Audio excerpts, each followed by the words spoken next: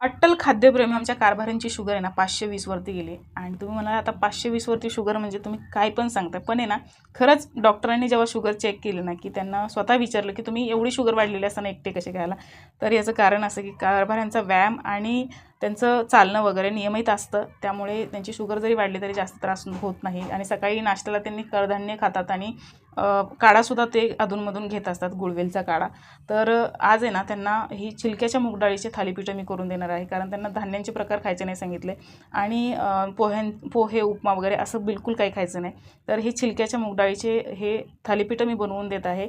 तर ही मूग डाळ आधी मी रात्री भिजवून ठेवली आणि सकाळी पाणी न घालता वाटून घेतली. यामध्ये कांदा, टोमॅटो, कोथिंबीर, हिरवी मिरची घातली, हळद आणि मीठ घातले चवीनुसार आणि हे मिक्स करून घेतलं आणि ह्याचे थालीपीठं मी हातावरतीच थापून तव्यावरती हे मस्त भाजून घेतले.